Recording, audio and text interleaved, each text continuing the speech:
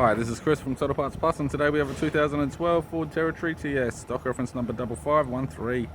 The shape runs from the 4th month 2011 through to the 12th month 2016. It has a 2.7 litre V6 turbo diesel engine backed by an automatic rear-wheel drive transmission.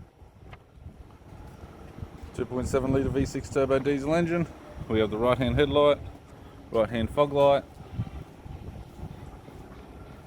left front 18-inch factory alloy mag with a good tyre, left power door mirror, left rear door has 2 small dents, left rear 18-inch factory alloy mag with a good tyre, left hand tail light,